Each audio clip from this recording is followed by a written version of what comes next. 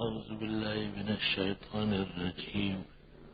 بسم الله الرحمن الرحيم. يا أيها الذين آمنوا اتقوا الله وكونوا مع الصادقين. قال رسول الله صلى الله عليه وسلم: لا إيمان لمن لا أمانة له ولا دين لمن لا عهد له. رواه البيهقي في السنن. اللهم صل وسلم على عبدك ورسولك ونبيك ونجيك محمد أحمد وعلى آله وأصحابه وبارك وسلم عليه.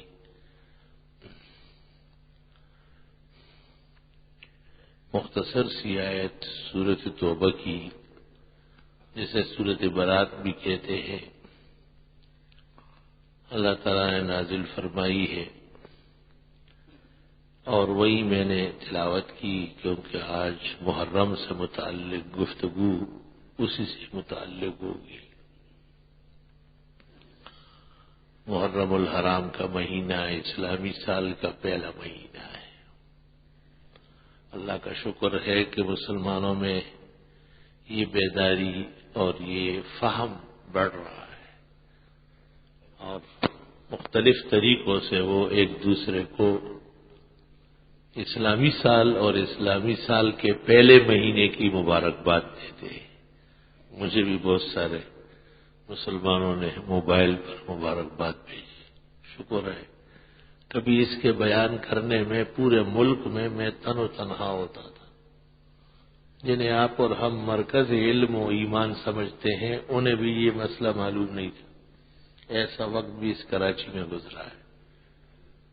اللہ کا لاکھ لاکھ شکر و کرم ہے کہ وقت کے گزرنے سے اور اللہ اور رسول کے دشمنوں کی دشمنی کی وجہ سے مسلمانوں میں قدر غیرت بڑھ رہی ہے، اور اپنا بھولا ہوا سبق یاد کرنے کی کوشش کر رہے ہیں، اور اپنے اور پرائے کا فرق کرنے بھی لگے، اور دین جن باتوں پر موقوف ہے اور جن باتوں کا ایک مسلمان کے لیے معلوم ہونا ضروری ہے، اور جن دشمنوں سے اور ان کے طریق دشمنی سے کلمہ گو مسلم کو بچنا ہے، اس پر بھی کام چل رہا ہے۔ خیر جتنی بڑے ہماری اور آپ کی کامیابی ہے اور خوشی ہے۔ کراچی میں جب ترجمہ اور تفسیر قرآن کی نشست یہاں لگی تو 8-10 جگہوں میں مختصر لڑکے ہوتے تھے اور وہاں کے مولانا صاحب پڑھاتے تھے۔ جب یہاں نشست لگی تو یہاں ہزاروں اکٹھے ہو گئے۔ وہاں کے بزرگوں نے آ کے مجھ سے کہا کہ یہ کیا بات ہے؟ میں نے کہا اس کو کام سمجھا جا رہا۔ آپ پڑھاتے تھے لیکن کام نہیں سمجھتے، بے روزگاری سمجھ کے کر رہے، کوئی اور کام نہیں ہے تو چلو یہ کر لیتے ہیں۔ اس کے بعد مختلف جگہوں میں اور علماء کرام نے، اللہ ان کی عمروں میں علم میں برکت دے، باقاعدہ اس طرز پر تفسیر شروع کیا۔ تو ایک بڑے ادارے نے اپنے ایک عالم کو کہا میرا نام لے کر کہ چونکہ وہ ایک باقاعدہ و مستقل تفسیر اور ترجمے کا استاذ ہے اور وہاں لوگوں کو فائدہ ہو رہا ہے، اس لیے تم بند کر لو۔ اپنے اس آدمی کو کہا۔ میں اس بڑے ادارے میں گیا اور وہاں کے بڑے سے ملاقات کی۔ میں نے کہا یہ آپ نے بند کرنے کا کیوں کہا ہے؟ کہا آپ بڑے معقول طریقے سے کر رہے۔ میں نے کہا ہدایت مخلوق کی صرف ایک فرد پر موقوف نہیں ہوتی، وہ ایک فرد جس پر ہدایت موقوف ہوتی ہے اس کا نام پیغمبر ہوتا ہے، اور آخری حضرت محمد صلی اللہ علیہ وسلم ہے۔ باقی صحابہ کے لیے بھی آپ نے کہا ہے یہ ہدایت کے ستارے ہیں، بِأَيِّهِمْ اقْتَدَيْتُمْ، جس کے پیچھے چل گئے کامیاب ہو گئے۔ میں نے کہا کہ میری تفسیر کی نشست کی دعا ہے کہ اللہ کل عالم اور کل پاکستان اور کل کراچی کے تمام مساجد میں ترجمہ اور تفسیر کی نشستیں شروع کرا دیں. مقصود کام ہے، مقصود نام اور افراد نہیں ہے. الحمدللہ وہ درس بدستور جاری ہوا، اور جب یہاں کے طلباء کے لیے تفسیری تعاون بٹنے لگا تو میں نے وہاں کے طلباء کو بھی شامل کیا. الحمدللہ قرآن مجید اللہ تعالیٰ نے کل ہدایت کے لیے بھیجا ہے اور کہا ہے ہدی للناس، سب لوگ اس سے فائدہ لیں. فائدہ پہلا ایمان کا ہے اور دوسرا اعمال کا ہے، اور آخری فائدہ نجات کا ہے کہ اللہ تعالیٰ اس کے بدلے میں مومن اور مسلم کو اخروی نجات نصیب فرمائے. محرم الحرام اسلامی سال کا پہلا مہینہ ہے، اور اس مہینے کی 10 تاریخ جب ہمارے پیغمبر حضرت محمد صلی اللہ علیہ وسلم نے مدینہ منورہ ہجرت فرمائی، بخاری اور مسلم، ترمذی اور ابو داؤد، نسائی اور ابن ماجہ، مصنفین، محتین سب میں موجود ہے. تو آپ نے یہود کو دیکھا کہ وہ روزہ رکھ رہے تھے. یہود قدیم مذہب ہے، آسمانی کتاب ان کی رہی ہے، اور اللہ کے برحق پیغمبر حضرت موسیٰ علیہ السلام سے ان کی وابستگی تھی. آپ نے دریافت فرمایا کہ ما ھذا الصوم، یہ کیا روزہ ہے؟ تو انہوں نے کہا یوم انجى اللہ فیہ موسیٰ ومن معہ واغرق فرعون وآلہ، یہ وہ دن ہے کہ اللہ تعالیٰ نے حضرت موسیٰ علیہ السلام اور ان کے ماننے والوں کو اور فرعون اور اس کے لاؤ لشکر کو دریائے نیل میں، بحر احمر میں ڈبویا ہے. ہم حضرت موسیٰ علیہ السلام کی خوشیوں پر خوش ہوتے ہیں اور اس شکر میں روزہ رکھتے ہیں. آپ نے فرمایا نحن حق بھی موسیٰ من کا، اگر یہ بات ہے تو موسیٰ علیہ السلام کے قریب تر لوگ ہم ہیں. میں خدا کا پیغمبر کی قدر و منزلت زیادہ جانتا ہوں. آپ نے خود بھی روزہ رکھا اور صحابہ کو بھی روزے کا فرمایا. اگلے سال پھر آپ نے ایک اور روزے کی بھی خواہش فرمائی کہ اگر میں زندہ رہا تو 10 کے ساتھ 9 یا 11 رکھوں گا. علماء لکھتے ہیں 3 رکھنا افضل ہے، 9 11 بھی، اور اگر 9 ہو سکے تو 9 اور 10 یا 10 اور 11 کافی ہے. خدا نخواستہ کوئی اور عذر ہو تو ایک ہی بہت ہے. حضرت نے خود تو ایک ہی رکھا ہے عاشورہ محرم کا، لیکن عاشورہ محرم کے اس دن کے روزے سے پتہ چلا کہ یہ خوشی کا دن ہے، اور محرم الحرام کا مہینہ کسی عنوان سے بھی غم اور مصیبت کا مہینہ نہیں. غور فرمایا جائے کہ جس مہینے سے اسلامی سال شروع ہوتا ہے تو وہ غم کا مہینہ ہو، گویا 12 مہینے سال کے غموں میں ڈوبے رہے. معاذ اللہ واستغفر اللہ. 61 ہجری میں حسین رضی اللہ تعالیٰ عنہ اور ان کے رفقا کا ایک اندوہناک واقعہ میدان کربلا میں پیش آیا ہے. اس کی وجہ سے مسلمان جب ان کے احوال سنتے ہیں یا دیکھتے ہیں صدمہ محسوس کرتے ہیں. لیکن اسلام میں صدمے کے احکام نہیں ہوتے، خوشی کے احکام ہوتے ہیں. بچہ پیدا ہوا، نام رکھے، عقیقہ کرے، بکرے کاٹے، دعوت کرے، بال اس کے اچھے آدمی سے اتروا کر سونے اور چاندی سے تولے، یہ خوشیاں ہیں نہیں. بچہ خیر و عافیت سے اس کے ختنے ہو گئے، چند دوستوں کے لیے کھانا پکایا اور ان کو کہا دعا کرو میرے بیٹے کو خدا صحت دے، شکر کا دن ہے.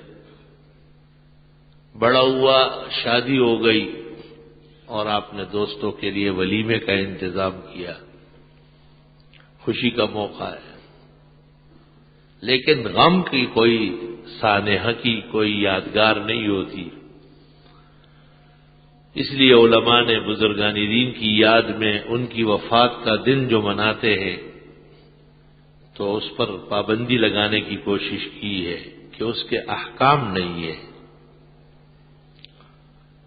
اس لیے چیلم یا بزرگوں کا عرس ممنوع ہے، خلاف شرع ہے. اسلام میں موت منانے کی اجازت نہیں ہے اور اس کے احکام نہیں ہوتے.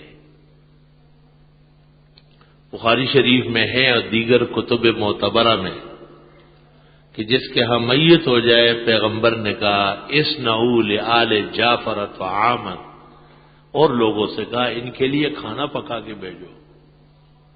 شغلہم الموت، ان کو موت نے بہت پریشان کیا ہے. اور علماء لکھتے ہیں اگر کہیں میت ہو گئی اور مہمان بکثرت ہے، اندیشہ ہے کہ قرب و جوار کے لوگوں میں اتنا طریقہ سلیقہ ہمدردی نہیں ہے، تو جس جگہ میت ہو چکی ہے اور جنازہ اٹھ رہا ہے وہی لوگ کھانے کا انتظام خود کرا سکتے، اجازت. اس کی دلیل یہ ہے کہ المدخل میں ابن الحاج مالکی نے لکھا ہے کہ بدعات میں سے ایک بدعت یہ ہے کہ اہل خانہ میت باوجود ضرورت کے کھانے کا انتظام نہیں کرتے اور فاقہ کرتے ہیں یا لوگوں کے انتظار میں رہتے ہیں. لوگوں کو تو کہا بنا کے بھیجو، لیکن اگر نہ بنائے اور یا وہ کافی نہ ہو تو خود صاحب خانہ کھانے کا انتظام کر سکتا ہے. چنانچہ یہاں محلے میں ایک بہت بڑی میت ایک زمانے میں ہوئی اور جنازے میں کچھ دیر ہو گئی. بڑے علماء تشریف فرماتے ہیں. یہ مسئلہ پیش آیا کہ اب دوپہر کا وقت گزر رہا ہے، 3-4 بج گئے، اب جنازہ ہوگا، پھر قبرستان چلیں گے، وہاں سے واپس آئیں گے تو رات ہو جائے گی، تو دونوں ٹائم کا کھانا رات ہی کو کھلایا جائے. میں نے علی الفور کہا کہ علماء نے تسلیتاً اور صراحتاً لکھا ہے کہ بدعات میں سے ایک یہ ہے کہ تقاضا موجود ہے، کھانا تک تیار ہو چکا ہے اور اس وجہ سے نہیں کھاتے کہ یہ بھی جنازہ نہیں ہوا ہے. اللہ تعالیٰ ان علماء کی عمروں میں بھی برکت دے. انہوں نے بھی فوراً کہا کہ بدعت کا سر کو چلنا اصل ایمان اور دین ہے. چنانچہ کھانا لگ گیا، کھانا کھایا گیا اور جنازہ پڑھا کے قبرستان ہم ساتھ چلے گئے. یہ مسائل اس لیے بتاتا ہوں تاکہ حاضرین کو دین کی روشنی ملے. یہ نہیں کہ صرف قصے کی حد تک رکھو اور آگے جو چاہو وہ کرو. جب مسئلہ معلوم ہو اور اس پر عمل نہ کیا جائے، یہ اسلامی روایات کے قتل کے موافق نہایت نامناسب بات ہے. عموماً لوگوں کے ہاں جب واقعات پیش آتے ہیں تو وہ مسائل نظر انداز کر لیتے ہیں. نہیں، مسائل عمل میں لائے. پیغمبر صلی اللہ علیہ وسلم نے ابو داؤد کی حدیث میں کہا ہے جس نے ایسے موقع پر دین پر عمل کیا، اللہ اس کے دل اور دماغ میں حکمت، عقل، دینی سوچ فکر کی سربلندی اور علم کے چشمے جاری فرما دے گا. یعنی آگے اس کے لیے راستے آسان ہو جائیں گے. حسین رضی اللہ تعالیٰ عنہ اور ان کے رفقا جو کربلا میں شہید ہوئے ہیں، وہ ایک نیک مقصد کے لیے نکلے تھے. مدینہ منورہ سے نکلنا کوفے کے لیے یہ صحیح تھا یا نہیں، ایک مسئلہ ہے. خود بڑے صحابہ نے حضرت حسین کو نصیحت کی تھی کہ کسی کے کہنے سے اتنے بڑی جگہ کو چھوڑنا نہیں چاہیے. مدینہ کے در و دیوار، پہاڑ اور میدان آپ کے حق میں، دوسری جگہ یہ ماحول کیسا ہو سکتا ہے. اور آپ کے والد علی رضی اللہ عنہ اور بھائی حسن سب وہیں شہید ہوئے. اتق الکوفہ واہلہ، تاریخ ابن مندہ میں لکھا ہے کوفے اور کوفے کے لوگوں سے ذرا بچ کے رہو. لیکن اس قسم کا مقتدر لیڈر اسلامی روایات کا حامل، پیغمبر کا نواسا اور سچا مجاہد، وہ کہاں احوال سے ڈر سکتے ہیں؟ 300 کے قریب خطوط کوفہ والوں نے حضرت کو لکھے تھے کہ آپ یہاں آئیں، ہم ساتھ دیں گے۔ ساتھ اس مسئلے میں دینا تھا کہ یزید جو معاویہ رضی اللہ عنہ کے بعد ولی عہد ہوا، اس پر تقریباً عالم اسلام خفا تھا۔ جیسے موجود حالات ہے، لوگ رزق کے لیے بحران کے شکار ہے، وہ کہتے ہیں پاکستان میں آٹا سب سے اچھا اور سستا مل رہا ہے۔ جب وہ بیان کرے گا اس کو کون کہے گا کہ جھوٹ بول رہے ہو؟ اور کہاں کہاں فسادات ہو رہے ہیں، ناحق لوگ موت کے گھاٹ اتارے جاتے ہیں۔ حقیقت یہ ہے کہ کسی غیر مسلم کو بھی بغیر وجہ کے مارنا جائز نہیں۔ ہم اور آپ شریعت کے محافظ ہو تو ہمارا ایمان بچے گا۔ اگر ہم اشتعال کے شکار ہو کے رہے اور تو اور اپنی عاقبت اور انجام خطرے میں پڑ جائے گا۔ اللہ، پیغمبر نے غزا میں، ابو داؤد میں ہے، سیر میں، رآ امرأۃ مقتولۃ، ایک غزا میں دشمن کی عورت مری پڑی دیکھی، قتل ہو گئی تھی، بہت خفا ہو گئے۔ آپ نے بار بار کہا لا تقتلوا النساء۔ ایک روایت میں ہے اگرچہ وہ تم سے لڑنے آئی ہو پھر بھی قتل نہ کرو اس کو۔ مرد کی مردانگی اور سیاست کے شعور اور ملک و ملت کی عزت و ناموس کے منافی ہے عورت سے برسر پیکار ہونا۔ یہ ان لوگوں کا کام ہوتا ہے جو ملکوں میں لوگوں کو قتل و غارت گری میں ڈالتے ہیں۔ اسلامی لوگ جو حضرت محمد صلی اللہ علیہ وسلم کی رسالت اور صداقت کا کلمہ پڑھتے ہیں،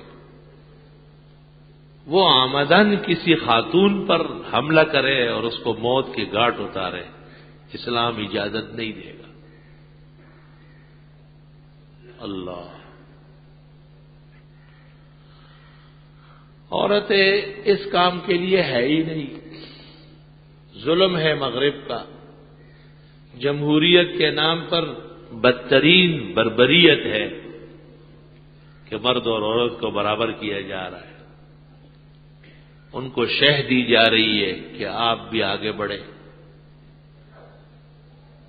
حقیقت یہ ہے کہ انبیاء علیہ السلام کی سنہری تعلیمات میں اور انسانیت کی قدر و منزلت کو بیش بہا بنانے والے پرمغز ہدایات نے اس قسم کی ذمہ داریاں ہی عورتوں کی نہیں ڈالی۔ قرآن مجید میں اللہ مرد کے بارے میں کہتے وَبِمَا أَنفَقُوا مِنْ أَمْوَالِهِمْ، یہ مال خرچ کریں گے، اور عورت کے لیے کہا بِمَا حَفِظَتْ، یہ حفاظت کرے گی، ناموس کی بھی، عزت کی بھی۔ یہ حجاب، پردہ اور گھروں میں بیٹھنا یہ اسی لیے ہے تاکہ اس میں خلل نہ آئے۔ اور بڑی بڑی عورتیں، جن سے بڑی عورتیں آسمان و زمین نے دیکھی نہیں، حضرت محمد صلی اللہ علیہ وسلم کی بیویاں اور بیٹیاں، یہ امت کی بڑی عورتیں ہیں۔ حقیقت یہ ہے کہ ان سے پہلے بھی مائی مریم کے علاوہ اس پائے کی عورت نہیں گزری ہوگی۔ یا نساء نبی، اے پیغمبر کی بیویوں، من یات منکن بفاحشۃ مبینہ، اگر تم میں سے بھی کوئی کھلی بے حیائی کر لے، یضاعف لها العذاب ضعفین، ان کی سزا بھی اس طرح بڑھا دیں گے، دوہری کر لیں گے۔ بیویوں نے صرف اتنا مطالبہ کیا تھا کہ فتوحات بہت ہو گئی اور غنیمت بہت آئی ہے تو ہمارے نان نفقے میں بھی اضافہ ہو جائے گا۔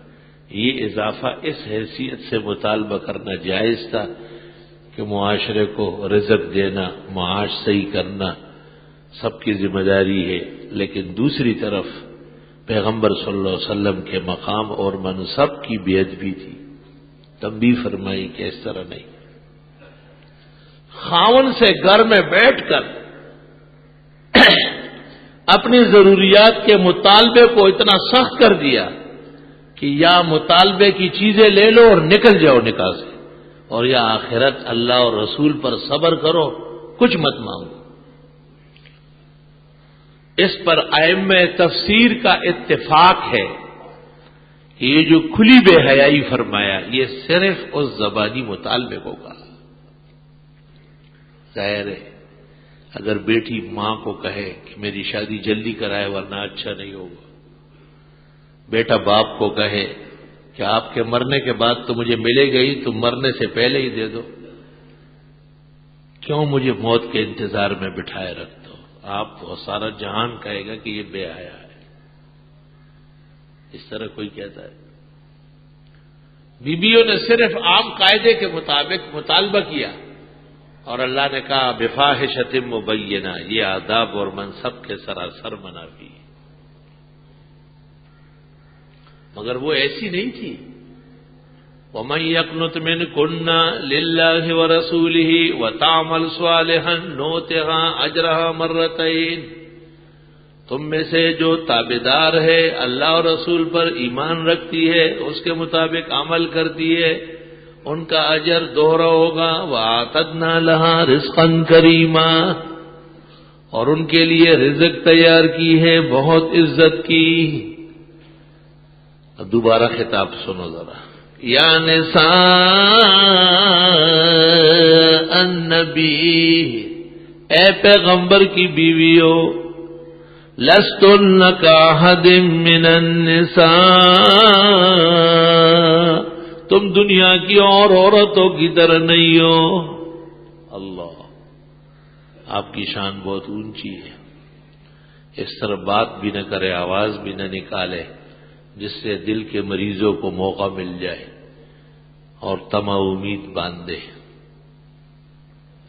جب پیغمبر کی بیویوں کو فرمایا کہ تم اور عورتوں کی طرح نہیں ہو، تو سوچا جائے کہ باوجود انسان اور بشر ہونے کے پیغمبر کا خود مقام کتنا عظیم اور منفرد ہے صلی اللہ علیہ وسلم۔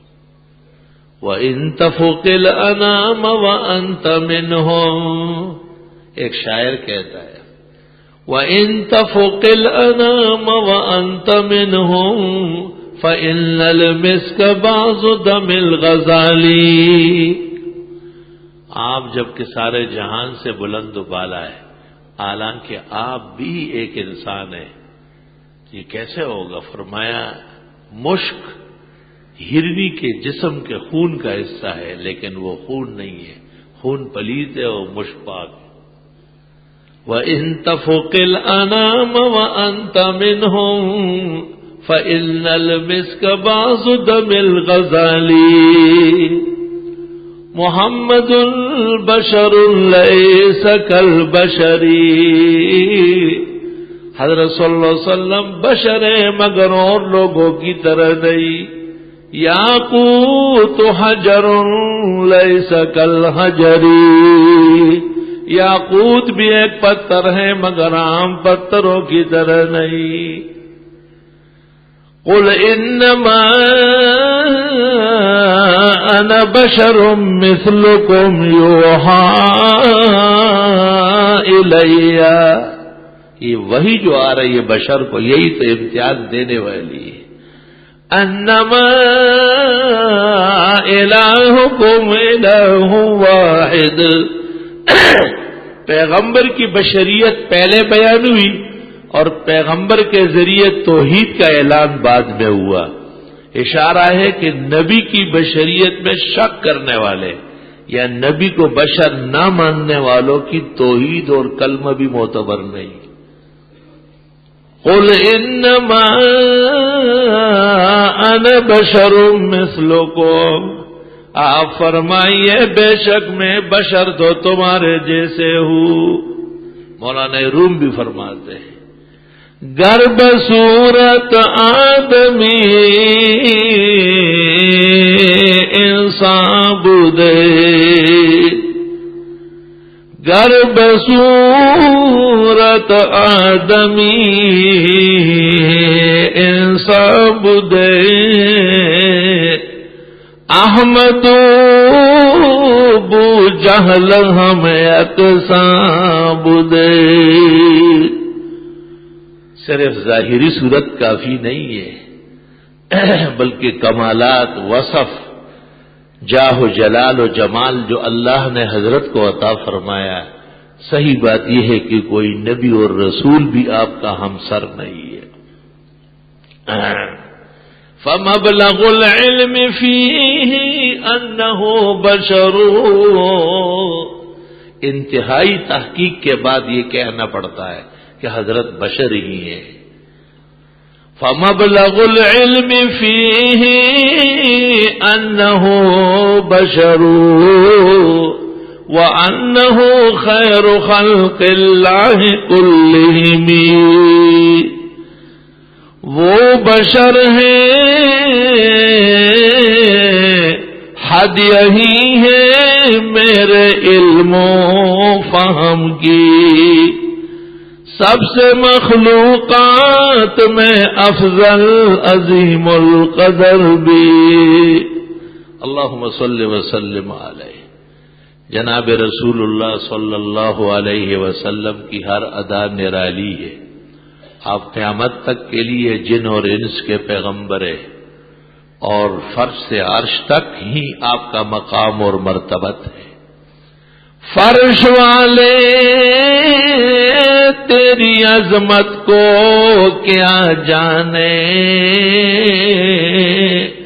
فرش والوں نے تو بڑا تیر مارا تو نور کہنا شروع کر دیا، غیبدان و حاضر ناظر فضولیات بکنا شروع کر دیا، پر میں فرش والے جانتے ہی نہیں۔ وہ عقیدہ ہوگا جو عرش والا کا ہے۔ بشر و انسان عرش کے اعلانات ہے، وہی عرش کے اعلانات ہے۔ فرش والے تیری عظمت کو کیا جانے، خسرواں عرش پہ اڑتا ہے پریرا تیرا۔ حضرت صلی اللہ علیہ وسلم کے معراج سیر الملکوت، سیر السماوات اور اعراج کی طرف اشارہ ہے صلی اللہ علیہ وسلم۔ حقیقت میں حکومتوں کی ایک عجیب روایت ہے، جب یہ خود دین کی پابند ہوتی ہے تو یہ خلافت بنتی ہے، اور خلافت میں تمام خیر و برکات ہوتی ہے۔ ابو بکر صدیق کی خلافت، حضرت عمر کی خلافت، حضرت عثمان کی خلافت، حضرت علی کی خلافت، حضرت حسن مجتبیٰ کے 6 مہینے خلافت، یہ 30 سال پورے ہو جائیں گے۔ جناب رسول اللہ صلی اللہ علیہ وسلم نے فرمایا ہے، الخلافت بعدی 30 سنۃ، خلافت محضہ جو نبوت کے شائع نشان ہو وہ 30 سال تک رہے گی۔ ثم یکون ملکن عدودا، پھر دست و بازو کی سلطنت ہوگی۔ کیونکہ حدیث سب کو معلوم تھی، اس لیے حضرت معاویہ نے بھی ایک دفعہ بصرے میں تقریر کرتے ہوئے کہا، انا اول الملوک، میں پہلا ملک اور سلطان۔ ادب و احترام بھی کرتے تھے، اور احادیث پر معاویہ کا ایمان و عمل نہ ہو تو کس کا ہوگا؟ صحابی ہے پیغمبر کے۔ کوئی کچھ بھی کہے، معاویہ کے مقام تک کوئی پہنچ نہیں سکتا ہے۔ یہ بھی حضرت کی صداقت و دیانتداری ہے کہ انہوں نے ان خلفاء کے ساتھ خلافت میں گھسنے کی کوشش نہیں کی۔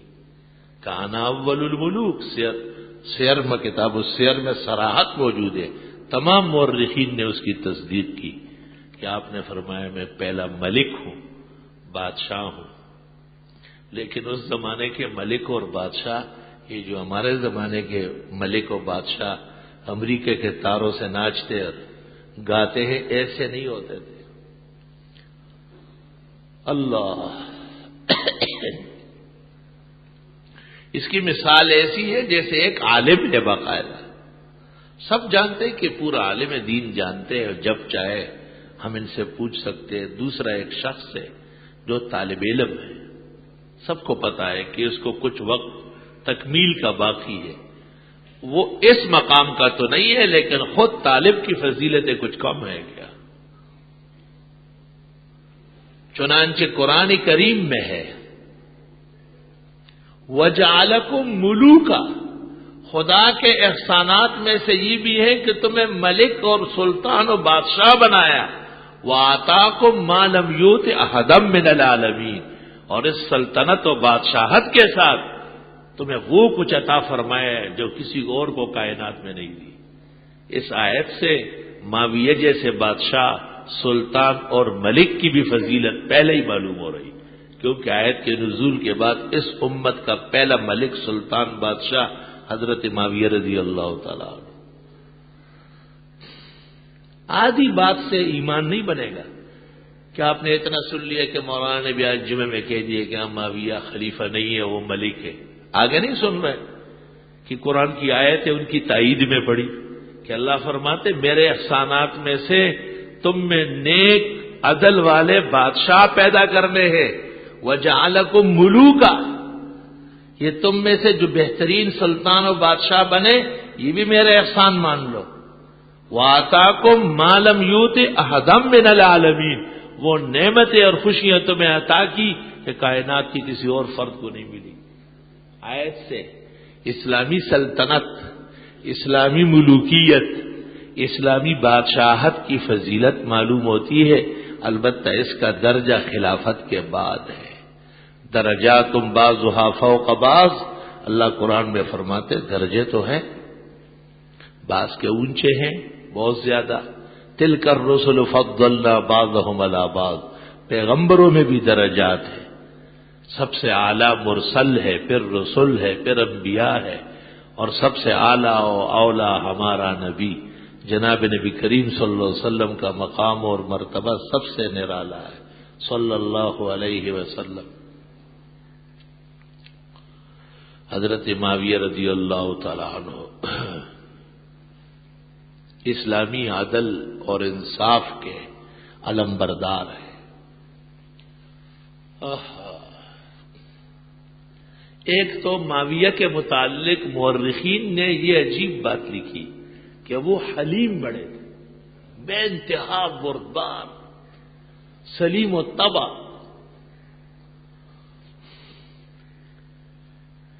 اور ابن عدی نے تاریخ میں لکھا ہے کہ جس زمانے میں حضرت علی رضی اللہ تعالیٰ عنہ اور معاویہ کے درمیان جنگ و جدال اور جنگ صفین تک نوبت پہنچ چکی تھی، اس وقت ایک شخص آیا اور اس نے معاویہ کو خوش کرنے کے لیے کہا کہ میں بہت مجبور تھا، آج فجر کی نماز میں نے حضرت علی کے پیچھے پڑھی۔ تو یہ سنتے ہی حضرت معاویہ کے چہرے پر آنسو کی لڑی جاری ہو گئی اور فرمایا اتنے سال ہو گئے علی کے پیچھے ایک نماز بھی نصیب نہیں ہوئی، وَيُصَلِّي بِنَا كَنَبِيِّنَا، علی تو ایسی نماز پڑھاتے جیسے پیغمبر پڑھاتے، آپ کیوں خفا ہو گئے؟ یہ تو بہترین کام ہو گیا ہے۔ وہ لوگ اسباب کے درجے میں ایک دوسرے سے ناراض ہوتے، ایمان کے درجے میں خوش ہوتے تھے۔ وہ شخص دنگ رہ گیا،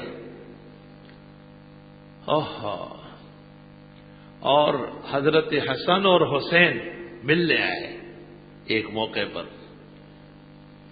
تو پتہ چل گیا کہ یہ آرام کا وقت ہے، اور اس وقت ان کا اپنا کوئی آدمی آیا تھا اور ان کو واپس کر دیا۔ تو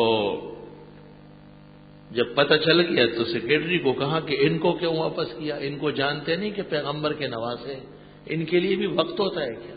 اگر حضرت آتے تو وقت ہوتا۔ اور ایسی تنبیہ کی، جب دوبارہ ملاقات ہوئی تو معاویہ نے ان کو کہا کہ اس دفعہ تو آپ کے اس طرح جانے سے صدمہ برداشت کر سکا، آئندہ نہیں کر سکوں گا۔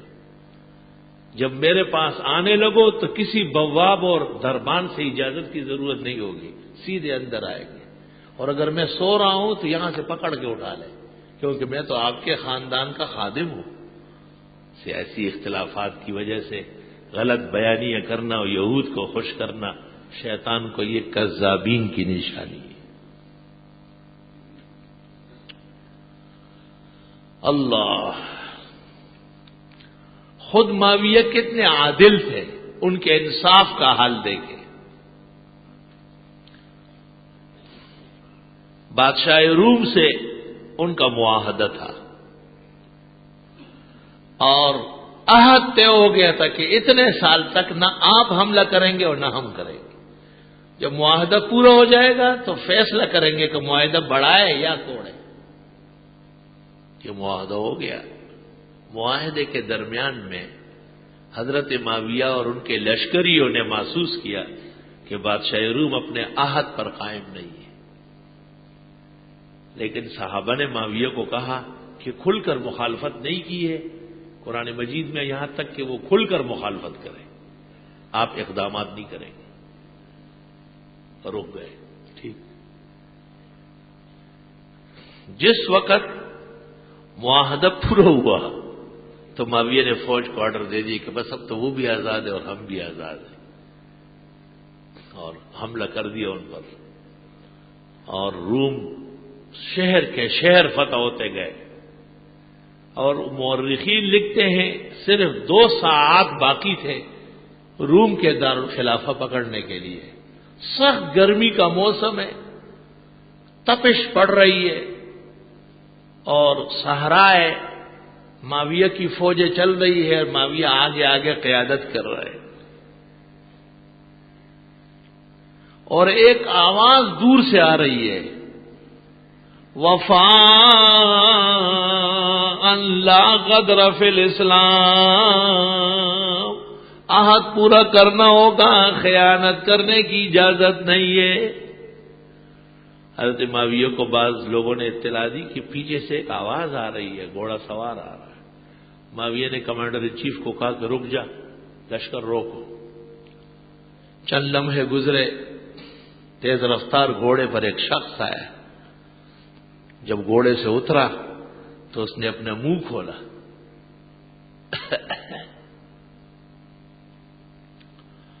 یہ وہ شخص تھا جو حضرت کی خدمت میں اس وقت آیا تھا جب آپ کی خدمت میں صرف ابوبکر صدیق، زید بن حارثہ اور خدیجہ الکبریٰ 3 آدمی تھے، اور چوتھے یہ شخص آئے حضرت عمر ابن عباس رضی اللہ عنہ، اور صحابہ میں اس کی بڑی عزت تھی۔ توبہ توبہ، سبع سماوات سمجھتے تھے ان لوگوں کو جو شروع میں ایمان لائے۔ حضرت معاویہ نے کہا حضرت کیا حکم ہے؟ کہ یہ حملہ آپ نے معاہدہ ختم ہونے کے بعد کر لیا، معاہد نامے میں یہ لکھا ہے کہ پہلے بیٹھیں گے کہ معاہدہ آگے چلے یا توڑ دے، اس کے خلاف کیوں کیا؟ خلاف کر کے جو فتح کرو گے وہ تو اسلام نہیں ہوگا۔ معاویہ نے حکم دے دیا کہ تمام فوجی واپس جائے اور اس ملک کے سرحدوں سے باہر نکلے۔ حاصل شدہ ملک، کتنی قربانیاں دی گئی، لیکن جب ان پر ثابت ہوا کہ معاہد کے خلاف دوران عہد تیاری کرنا بھی ناجائز ہے، یہ بھی غلط ہوا ہے، تو رکھا واپس۔ عدل و انصاف اس کو کہتے ہیں۔ پورے عالم کو ان بزرگوں نے اسلامی عدل اور انصاف اور اس کے فضل اور فضیلت کی تعلیم دی ہے۔ آج کربلائی اور ماتمی مختلف نشستوں میں کیا کیا حرز سرائیاں کرتے ہیں۔ تکاد السماوات یتفطرن، قریب ہے کہ آسمان پھٹ پڑے، وتنشق الارض، اور زمین پھٹے، وتخر الجبال ہدا، اور پہاڑ ریزہ ریزہ ہو جائے۔ ایسی ایسی ناگفتنی اور نامناسب گفتگو ان کی چل رہی، اور یہ مسلمان اپنے ضعف اعتقاد اور ضعف عمل کی وجہ سے سب کچھ سنتے ہیں۔ حضرت حسین اور ان پر پیش آنے والے واقعات سے ان کا کیا واسطہ ہے؟ یہ کون ہے؟ ان کے کیا لگتے ہیں؟ ان سے پوچھئے، حسین کی داڑیاں تم لوگ ذاکروں جیسی تھی، کٹی پٹی گنجی، جس کو دیکھ کے گیدڑ کو بھی شرم آ جائے، یا حسین کی داڑھی اپنے نانا جان حضرت محمد صلی اللہ علیہ وسلم کی طرح مکمل تھی؟ ان سے پوچھو تمہارے 12 ائمہ میں سے کون تمہاری شکل صورت کا تھا؟ کون سا امام تھا جس نے حضرت عثمان، حضرت عمر، حضرت ابوبکر اور ام المومنین عائشہ کی شان میں نازیبا کلمہ کہا ہو؟ یہود نے جب پیغمبر کی آمد اور ان کی برکات اور صحابہ کرام کے فتوحات اور خلافتوں کے گن گرج سے خوفزدہ ہو کر سمجھ گئے کہ اب کچھ نہیں ہوگا، الیوم یئس الذین کفروا عن دینکم، اللہ فرماتے آج کفار کو مایوسی ہو گئی، تمہارے دین پر وہ چڑھائی نہیں کر سکیں گے۔ تو ایک جماعت ایسی تیار کی جو شک شبہ کرنے والی تھی، شک شبہ کرنے والی۔ استغفر اللہ استغفر اللہ، اور قسم قسم کی نامناسب باتیں پیدا ہو گئی ہے۔ مسلمان ان تمام مرثیے سننے سے پرہیز کرے۔ محرم الحرام کے روافظ کے تمام پروگرام ناجائز و حرام، کیونکہ ان میں خلاف شرع حرکات و سکنات ہیں۔ اہل سنت کے لیے کتاب و سنت اور اجماع کے تحت اور عقل کامل اور راسخ کے پیش نظر شرکت یا اس میں کسی درجے میں بھی شریک ہونا ناجائز اور حرام ہے۔ ہر طرح اس سے پرہیز کرنا لازم ہے۔ ہم کسی امام بارگاہ یا ان کے کسی بھی بکیڑے پر حملے کے قائل نہیں ہیں، یہ بدامن لوگوں کے طریقے ہیں۔ اور پیغمبر نے کہا تم نے دیکھا اس شخص کو جو اپنے ماں باپ کو گالیاں دیتا ہے؟ تو صحابہ نے کہا اللہ نہ کرے کہ ایسا کوئی ہو۔ حضرت آپ نے فرمایا یسب ام احد او ابا احد فهو یسب امه او اباہ فکأنہ یسب امہ و اباہ۔ یہ اوروں کے ماں باپ کو گالیاں دیتا ہے، وہ جواب میں اس کے ماں باپ کو گالیاں دیں گے، یہ گالیاں اپنے ماں باپ کو اس نے دی۔ کوئی شک نہیں کہ صحابہ کرام ہمارے ماں باپ سے زیادہ پروقار اور اہل حق اور اہل ایمان ہیں، اور یہ ان کے بارے میں بدتمیزی کرتے ہیں۔ جیل میں تھے ہم 84 میں، سارے ان کے بڑے علماء۔ میں نے ان کو کہا کہ تم مجلسوں میں جو ام المومنین کو، حضرت عمر کو، عثمان کو، ابوبکر کو برا بھلا کہتے تو اس کا ثواب ملے گا، تو کھیلنے کا ثواب کیوں ملے گا؟ جہنم ملے گی اس تو بڑے۔ میں نے کہا پھر کیوں کرتے ہو؟ کہا ان کو 50,000 روپے ایک مجلس کے ملتے ہیں، جتنی گالیاں ہم زیادہ دیں فیس بڑھتا ہے۔ میں نے کہا قرآن کی آیت ما یاکلون فی بطونہم الا النار، پیٹوں کے اندر جہنم کی آگ بھر رہا ہے۔ چپزم د پاک سیرت شنڈس پڑی د دوزخ پر سرو سروٹ کو خپل شفت گدا۔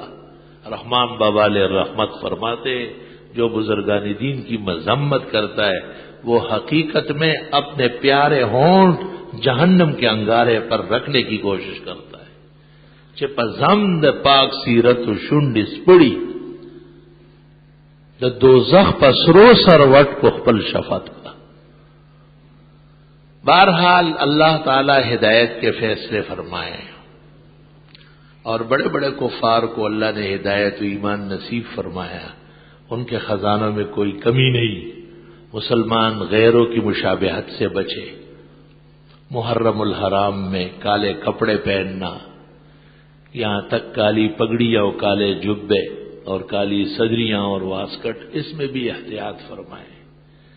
ہماری بہنوں کو اور بھابھیوں کو بھی کہے کہ وہ اس مہینے میں کالے کپڑے نہ پہنے، کالے بور کے نہ اوڑے، کالی چادریں اپنے اوپر نہ ڈھانکے۔ یہ ان لوگوں کے ساتھ مشابہت ہے جن کا اوڑھنا بچھونا غم، مصیبت، شدت اور اہل ایمان اور جو قرآن کے گواہ اور شواہد ہے اور قرآن کو ہم تک اور مشرق و مغرب تک پہنچانے والے ہیں، ان کی شان میں نازیبا کلمات کہنے والوں کی نشانی ہے۔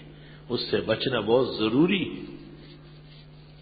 جناب رسول اللہ صلی اللہ علیہ وسلم نے فرمایا ہے من تشبہ بقوم، جس نے کسی قوم کی مشابہت کی فإنہ منہم، وہ انہی کے ساتھ اٹھے گا قیامت کے دن۔ خواجہ خواجگاں نظام الملت والدین حضرت اقدس نظام الدین اولیاء نور اللہ مرقدہ لکھتے ہیں غلط لوگوں کے مشابہت سے بچنے کے باب میں کہ ہندوؤں کی ہولی تھی جس میں وہ ہر چیز پر رنگ ڈالتے ہیں، تو ایک شخص جیسے پان خور ہوتے ہیں نا، ان کا منہ ہر وقت پان کے ریلے سے بھرا رہتا ہے، ذالک عذاب الادنا، دنیا میں بھی خدا نے عذاب دیا ہے، پاک صاف منہ وہ ہر وقت رنگ سے بھرا رہتا ہے، اور دان تو دیکھنے کے نہیں ہوتے، پتہ نہیں کہ یہ پان کی بلا کہاں سے نکلی ہے۔ نسوار سگریٹ تو اس سے بھی زیادہ قبیح ہے، اس معنی میں کہ یہ تو مولوی کھاتے ہیں اور وہ فاسق فاجر کھاتے ہیں، وہ اور قبیح ہے، لیکن شر اور فساد اس کا بہت زیادہ نظر آتا ہے۔ جہاں تک ہو سکے اس عادت سے بھی باز آ جائے، ایسے ایسے دودھ پیے، مکھن کھائے، روز کھائے، بہترین قسم کے مغز کھائے، بادام پستے اور کشمش، کچھ فائدہ ہوگا، پان کیا ہے؟ بچنے کی ضرورت ہے۔ وہ ایک طالب علم کو میں نے پکڑا، میں نے کہا تم نسوار کیوں کھاتے ہو؟ کہ میں کیا کروں، میری نانی اور دادی دونوں نسوار کھاتی اور مجھ سے منگواتی، تو میں تھوڑا سا اپنے لیے بھی رکھ لیتا ہوں۔ میں نے کہا گھر پہ پردہ کرو، مجھے لے جاؤ، میں آپ کی نانی اور دادی سے گفتگو کرتا ہوں۔ اللہ تعالیٰ ان دونوں بزرگوں کی قبروں پر رحمت نازل فرمائی، انہوں نے اس وقت سے چھوڑ دیا۔ میں نے کہا آپ کی وجہ سے آپ کا نواسا اور پوتا وہ خراب ہو رہا ہے، ہمارا طالب علم ہے، وہ کل حدیث پڑھائے گا اور منہ میں نسوار ڈال کر کے جب حدیث پڑھائے گا قال رسول اللہ صلی اللہ علیہ وسلم، تو تبدیل حرف مکان حرف، قصدن سین کو شین پڑھنا طالب علم جانتے ہیں اکبر الکبائر ہے، بدترین گناہ ہے، یہ تو اختیاری فعل ہے۔ خواجہ صاحب نے لکھا ہے کہ ہندوؤں کی ہولی تھی اور ایک آدمی پانخور گزر رہا تھا، تو ایک گدھا کھڑا تھا، اس نے کہا واہ سب کو رنگ ملا تجھے نہیں ملا، تجھ پر میں ڈالتا ہوں، تھوکا اس پہ۔ حضرت اقدس خواجہ صاحب لکھتے صرف اس ہولی کی مشابہت اور پان گدھے پر تھوکنے کی وجہ سے اللہ تعالیٰ نے اس کو جہنمی بنایا ہے، اس دور کے اولیاء پر منکشف ہوا ہے کہ اس کی نجات نہیں ہوگی۔ اس لیے جو قرآن کے خلاف، صحابہ کے خلاف، ام المومنین کے خلاف، اہل سنت کے عقائد و نظریات کے برخلاف مجلس سے لگاتے ہیں اور ہیئت اختیار کرتے ہیں اور رنگ ڈنگ تمام کاموں سے مومنوں کو پرہیز کرنا ضروری ہے۔ وآخر دعوانا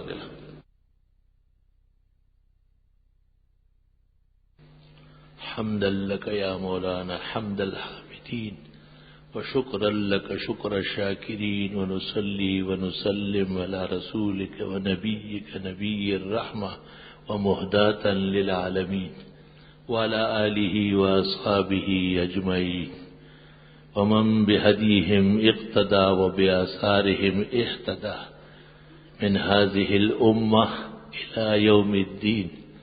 اما بعد، اعوذ باللہ من الشیطان الرجیم، بسم اللہ الرحمن الرحیم۔ یا ایھا الناس اتقوا ربکم ان زلزلۃ الساعۃ شیء عظیم۔ وقال اللہ تعالی ان الدین عند اللہ الاسلام ومن يبتغ غير الإسلام دينا فلن يقبل منه وهو في الآخرة من الخاسرين۔ وقال النبي صلى الله عليه وسلم إني أوتيت ملة حنيفية سمحة سهلة۔ وقال صلى الله عليه وسلم الدين والنصيحة، قيل لمن؟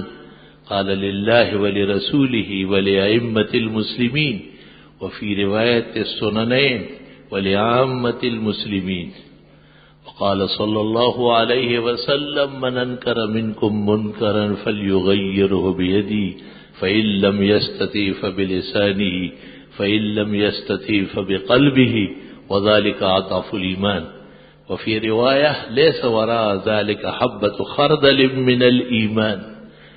وأخرج أبو داود في سننه رفعا ووقفا عن عبد الله بن مسعود رضي الله تعالى عنه قال قال رسول الله صلى الله عليه وسلم من تشبه بقوم فهو منهم فلأجل هذا قال العلماء ساداتنا الكرام في كتبهم القيمة لا يحل لمسلم سني أن يجتمع مع الرافضة الماتمية الكربلائية في أوهامهم ورسوئهم الفاسدة والكاسدة، وعلى المسلم أن يجتنب من العقائد الفاسدة والأعمال المختلطة بأهل الباطل، لأن الله تعالى قد انتخب لنا ديننا وقال إن الله اصطفى لكم الدين فلا تموتن إلا وأنتم مسلمون.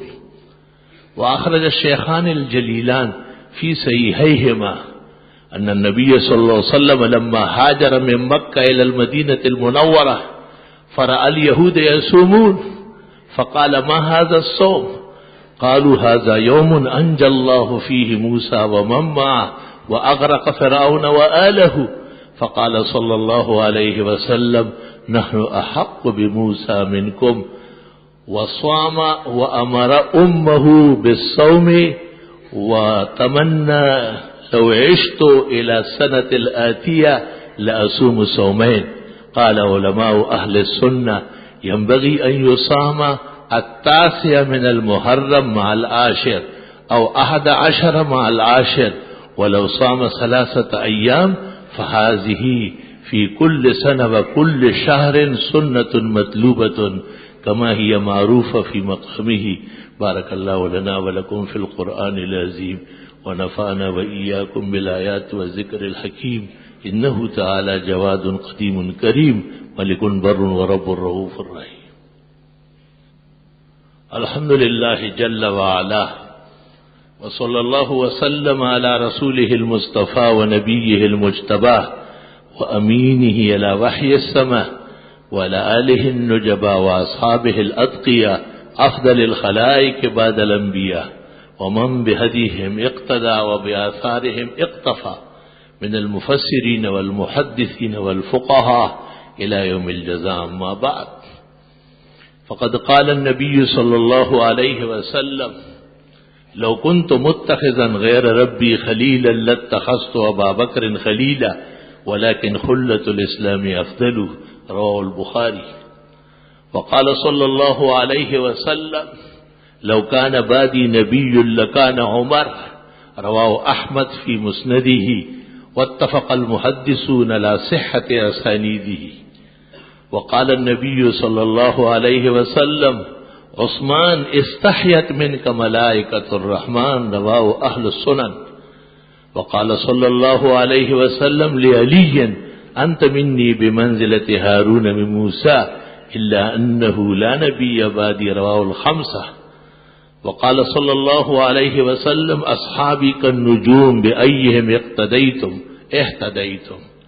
وقال صلى الله عليه وسلم الله الله في أصحابي لا تتخذوهم غرضا من بعدي فمن أحبهم فبحبي أحبهم ومن أبغضهم فببغضي أبغضهم وخير القرون قرني ثم الذين يلونهم ثم الذين يلونهم إن الله يأمر بالعدل والإحسان وإيتاء ذي القربى وينهى عن الفحشاء والمنكر والبغي يعظكم لعلكم تذكرون. بسم اللہ الرحمن الرحیم. ٹی وی پر عالم دین کا دینی پروگرام کرنا کیسا ہے کہ آج کے دور میں میڈیا سے اس طرح کی اگر کفر کا اور باطل کا سر کچلنا ہو اور اس کے لیے گوپ عالم کا ٹی وی پر آنا ناجائز ہے، لیکن ایک بڑے ناجائز کو روکنے کے لیے کبھی کبھی مکروہ سمجھ کے آنا جائز ہے. شیخ الاسلام ابن تیمیہ ابن الجوزی یہ شوافی حنابلہ قسم، ابن الجوزی رحمۃ اللہ علیہ تو شافعی ہے، شیخ الاسلام ابن تیمیہ کٹر قسم کے حنبلی ہے. میرا بیٹا تقریباً 2 مہینے کے پیدائشی سے لے کر 1 مہینے تک بالکل ٹھیک ٹھاک تھا، لیکن اب بچے نے حرکت کرنی چھوڑ دی. بڑے سے بڑے ڈاکٹر کو دکھایا لیکن ڈاکٹر کی سمجھ میں کچھ نہیں آیا. حضرت میری بیوی کا یہ آخری آپریشن سے ہوا ہے، مزید کوئی بچہ ہونے کے چانس نہیں ہے، آپ سے التماس سے کوئی مناسب ٹائم بتا دیں۔ بدھ کے دن عصر میں تشریف لائیے۔ زندگی میں جو نمازیں اور روزے قضا ہوئے ہیں انہیں ادا کرنے کا کیا طریقہ ہے؟ جس طرح قضا ہے اس طرح پڑھیے۔ روزوں کا تو کوئی مسئلہ ہی نہیں، گنتی ایام کی ہو جائے گی، لیکن نمازوں کا مسئلہ ہے۔ میرے ذمہ جو نمازیں باقی ہے، پہلی فجر جو باقی ہے ان میں پہلی ظہر، ان میں ہر وقت اس طرح۔ اکثر مشاہدے میں یہ بات آتی ہے کہ نمازی نماز کے دوران جمائی لیتے ہیں بلند آواز سے۔ بلند آواز سے جمائی لینے میں بعض علماء کے نزدیک نماز فاسد ہو جائے گی، یا آپ ہاتھوں کا مسلسل استعمال کرتے رہتے، دونوں ہاتھ ایک رکعت میں 3 مرتبہ استعمال کرنے سے نماز فاسد ہو جائے گی۔ سخت ضرورت کے پیش نظر ایک ہاتھ استعمال کرنا جائز ہے۔ نماز جنازہ تدفین کے بعد بیٹھ کر دعا پڑھنا نامناسب بات ہے۔ جنازے کے بعد مردے کو اٹھا کے لے جانا، تدفین کے بعد قبر پر اجتماعی دعا سنت سے ثابت ہے۔ بعد العشاء اگر کسی نے ارادہ کیا میں نے بعد میں وتر صلات پڑھوں گا، بعد میں بھول گیا، کوئی حرج نہیں۔ فجر کی نماز سے پہلے وہ پڑھ لے، پھر سنت اور فرض۔ کھانا کھانے کے بعد دعا فاتحہ یا پہلے پڑھنا چاہیے نہیں، کھانے کے ساتھ بھی اور کھانے کے بعد سنت دعا ہے۔ عمر بن عبسہ کے بارے میں مروی ہے کہ وہ سکر کے، یہ بات ابھی ایک دوست آئے ہیں مولانا عبید اللہ خاکی سکر کے، انہوں نے اعتکاف میں مجھے دعوت دی ہے کہ آپ عمر بن عبسہ رضی اللہ عنہ کی قبر پر آئیے، تو انشاءاللہ مناسب ایام میں ارادہ ہے جانے کا۔ ابھی اس سال مجھے پتہ چلا ہے، یہ تو مجھے معلوم ہے کہ سندھ میں کچھ صحابہ مدفون ہیں، متعین جگہ اور حضرت عمر بن عبسہ کا نام کے ساتھ رمضان شریف کے آخری عشرہ میں اعتکاف میں سکر کے ایک عالم مولانا عبید اللہ خاکی تشریف لائے، اور انہوں نے کہا کہ 200 کے قریب قبور ہے جن کے متعلق پکا ہے کہ یہ صحابہ کی، ان میں عمر بن عبسہ بالکل واضح ہے۔ ایک بستی محبوب گوٹ میں مدفون ہے، کیا یہ بات تاریخ درست سے مجھے درست معلوم ہو رہی ہے؟ یہ مجاہدین کے سرخیل کہلاتے تھے۔ مورخین نے لکھا ہے کہ حضرت معاویہ کے ساتھ جب گفتگو کرتے تھے تو حضرت معاویہ مسلسل سر نیچے کیے ہوئے تھے جیسے چھوٹا بچہ کسی کے سامنے، اور فرماتے اولنا و سابقنا صادقنا و امیننا، ہمارے ابتدائی مسلمانوں میں سے، ساری قربانیاں دینے والوں میں سے۔ معاویہ چاہتے تو لمبی بحث ہو سکتی تھی اور بڑے دلائل تھے ان کے پاس، لیکن عمر بن عبسہ کی عظمت کے سامنے انہوں نے تمام ہتھیار ڈال دیے، کیونکہ مقام اور مرتبے سے واقف تھے۔ مختلف ممالک کی کرنسی کی تبدیلی میں کمی بیشی جائز ہے۔ خلیفہ چہارم کے جو تعظیماً کرم اللہ وجہہ کہا جاتا ہے، اس کے معنی ارشاد فرمائے یعنی اللہ ان کا چہرہ منور فرمائے، کیونکہ خوارج وغیرہ حضرت علی کی شان میں نازیبا کلمہ کہتے تھے سود اللہ وجہہ، تو اہل سنت کی نشانی ہے کہ وہ کرم اللہ وجہہ کہتے ہیں باقی خلفاء راشدین کے مرتبے کم نظر آ جائے، نہیں کوئی کم نظر نہیں آتا۔ خطبہ جمعہ کسی خاص آیات اور احادیث کا مجمع ہوتا ہے یا کہ امام صاحب کے حالات کے مطابق آیت قرآنی، امام و خطیب جو مناسب سمجھے اسی طرح خطبہ ہوگا۔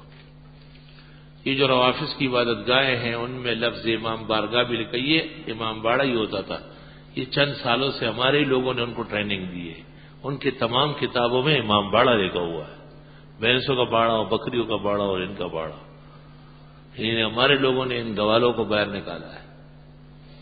اہل سنت حضرات بھی اسے امام بارگاہ پڑھتے کہ اچھے لفظ کہنا اچھی بات ہے۔ حضرت صاحب میں خواب کے اندر تقریباً 1 مہینے کے وقفے سے 4 مرتبہ اپنے سامنے والے دانت ٹوٹتے ہوئے دیکھتا ہوں، بغیر تاخیر کے اپنے بھائی اور اولاد کی طرف سے ان کی جان بچانے کا مقدور بر صدقہ کر لے، جتنے دانت دیکھیں اتنی گائے کٹوائے، اگر اس کی توفیق نہیں ہے تو اتنے بکرے کٹوائے۔ مفتی صاحب پاک پٹن میں بابا فرید کا دربار ہے، وہاں ایک بہشتی دروازہ ہے، لوگ کہتے کہ جو بندہ ایک دفعہ وہاں سے گزر جائے اس کی بخشش ہو جاتی ہے۔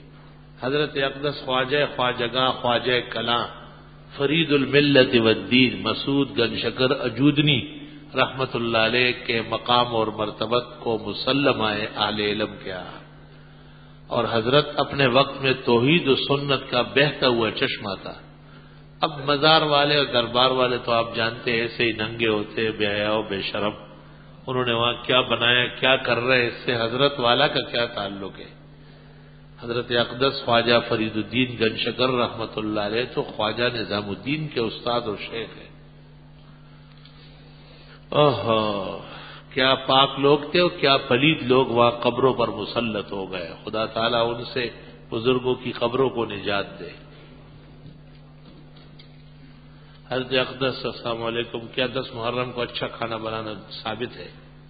من توسع علی عیالہ یوم عاشورہ، جو اپنے گھر بار میں عاشورے کے دن خوب کھانے لائے، خوب چیزیں بچوں کو گھر والوں کو کھلائے، اللہ تعالیٰ سال بھر کے رزق کی تکلیف دور کر دے گا. بعد السلام پوچھنا ہے کہ اذان کے بعد کی دعا سے پہلے درود ابراہیمی پڑھنا دعا کے بعد، وہ زیر کے کیا معنی؟ ایک پاک نبی کا نام ہے اللہ سے ڈرنے والا. من وسع علی عیال یوم عاشورہ وسع اللہ علیہ سائر سنہ او کما قال. حدیث کی تحقیق ابن تیمیہ کے علاوہ اور لوگ سب صحت کے قائل ہیں. اتنی بات ثابت ہے کہ فقہاء نے اس حدیث کو تسلیم کیا، اور فقہاء جس حدیث کو تسلیم کر لے وہ اصل بات ہوتی ہے. یزید کی وجہ سے حضرت معاویہ کو متہم کرنے والوں کا کیا حکم ہے؟ بے دین لوگ ہیں، گناہگار و مجرم ہے. حضرت معاویہ اجلہ اصحاب میں سے ہے، نیکان راشدین ملوک و سلاطین اسلام میں سے، فخر و مفخر ہے. اللہ کے رسول نے حضرت معاویہ کو مخاطب کر کے کسی حدیث میں یہ مطلب فرمایا کہ تمہارا ایک بیٹا میرے نواسے جنگ نے ہے، یہ ایسی رافضی اینڈ کمپنی کا بنایا ہوا خام کچا مال ہے. ربانی حکومت یا انسانی حکومت، خدمت خلافت اسلامی کی بربادی کی دردناک داستان اور علی محمد کی تحریک قیام حکومت. دیوبندی بھائیوں کو شیعہ لوگ مفت دیتے ہیں یہ کتاب، جس سے پرہیز لازمی ہے. جی ہاں، بہت ضروری.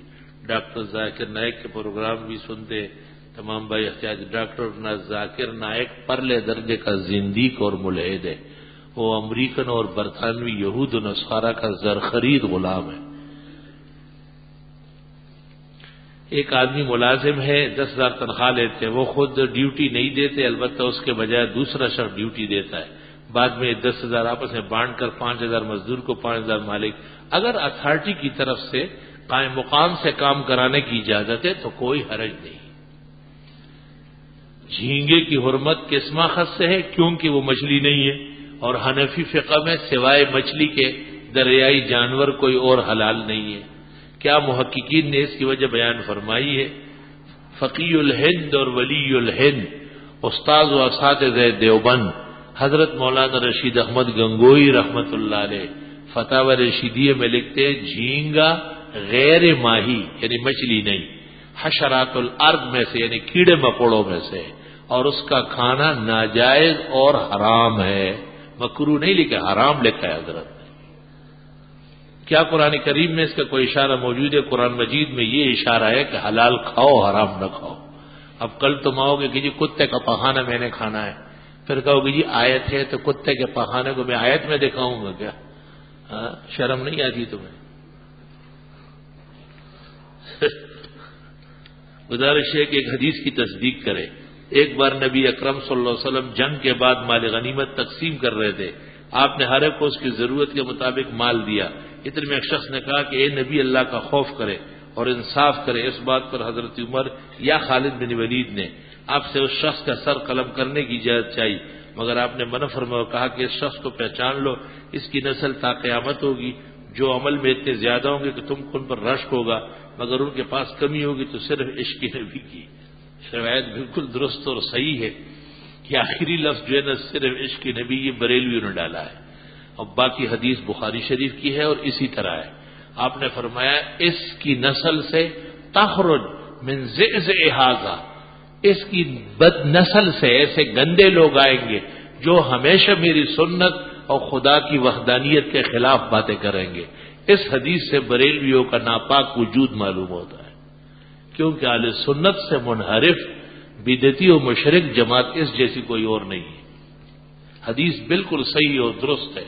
اور فتنہ آخر زمان کے بارے میں بخاری میں غزوہ حنین و خیبر دونوں میں. تمباکو، سگریٹ اور پان وغیرہ کا کاروبار شرعاً کیسا ہے؟ جو تقریر میں نے کی اس سے اندازہ کاروبار بھی لگاؤ. نامناسب چیزوں کا کاروبار نامناسب ہے. رافیل نام رکھنا کیسا ہے؟ یا آئے مسلمانوں کا نام ہو سکتا ہے.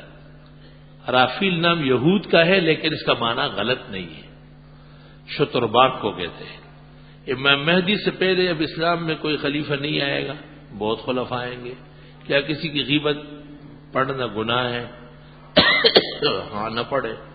اگر گناہ ہے تو اخبار میں تو اوروں کی غیبت، وہ غیبت نہیں ہوتی، وہ اطلاعات ہوتی. نیاز اور خیرات میں کیا فرق ہے؟ جیسے 150 اور 150 میں فرق ہے. زنا بالجبر، زنا بالرضا، نکاح شہوت سے چھونا، ان سب میں سے سورۃ النساء کی آیت 22 میں جو لفظ نکاح ہے اس سے کیا مراد ہے؟ زنا ہر حال میں زنا ہے. دو آدمی رضامند ہو جائے یا رضامند نہ ہو، پیسے دے یا پیسے نہ دے، زنا زنا ہے. اور نکاح واضح مسئلہ ہے.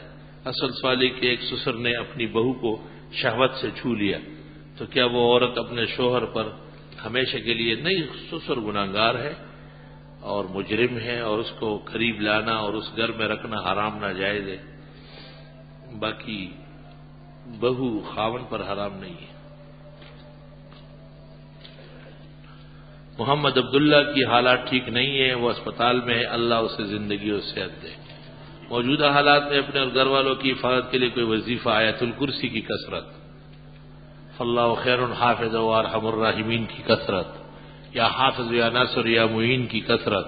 میری خالہ کھانا کھاتے ہوئے اچانک بے ہوش ہو گئی اور 26 دسمبر سے ابھی تک اسپتال میں بے ہوش ہے. ان کے لیے دعا فرمائے. آمین. اللہ صحت شفا دے. میرے 5 سالہ بیٹی کے پاؤں میں تکلیف ہے، اللہ صحت دے. شادی کو 4 سال ہو گئے، بار بار حمل ضائع ہو رہا ہے، مہربانی فرما کوئی وظیفہ دعا کسی فرصت میں ملو. بندے کا ایک جگہ رشتہ طے ہوا، دعا کی درخواست ہے. اللہ تعالیٰ عزت سے، احترام سے، عفت و پاک دامنی کے لیے اچھا رشتہ نصیب فرمائے. آپ کا کوئی جاننے والا شخص کچھ پریشان ہے، جمعے کی نشست اور کلاس درس میں بھی دعا فرمائے. اللہ تعالیٰ ضروریات انسانی آسان کرے، پریشانی دور فرمائے. آمین. الحمدللہ رب العالمین. نستغفرک اللہم ونسألک السلام والعافیہ. لا الہ الا اللہ وحدہ لا شریک لہ، لہ الملک ولہ الحمد وعلی کل شیء قدیر. ربنا آتنا فی الدنیا حسنہ وفی الآخرۃ حسنہ وقنا عذاب النار. ابھی جس میت کا جنازہ پڑھا گیا، اللہ تعالیٰ ان کی مغفرت فرمائے اور ان کے پسماندگان کو صبر و اجر عطا فرمائے. آپ کے اور سب حاضرین کے جو مردے ہیں، مرحومین ہیں، اقربا ہے، اعزاء ہے، بہت ساروں کے والدین ہیں، اساتذہ و مشائخ، مخلصین و محسنین و معذبین ہیں، اللہ تعالیٰ ان سب کی مغفرت فرمائے. جن بیماروں کا تذکرہ ہوا اللہ انہیں صحت شفا دے. جن پریشان حالوں کے اشارات یہاں پہنچ گئے دعا کے لیے، اللہ ان کی پریشانی، تکلیف، مشکل آسان فرمائے.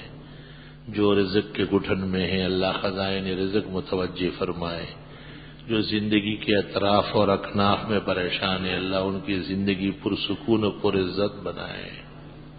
جنہیں اور عوارض ہے رشتے کے، اولاد کے، اللہ تعالیٰ ان کے اولاد نصیب فرمائے. اللہ ان کو عزت و عفت کے خوشگوار پائیدار رشتے عطا فرمائے. ہم عاجز اور مسکینوں کی دعائیں اللہ تعالیٰ قبول فرمائے. کونین کی مرادیں و سرخروئی عطا فرمائے. قدم قدم پر آحات و آفات سے اللہ ہماری حفاظت فرمائے. صلی اللہ تعالیٰ علیہ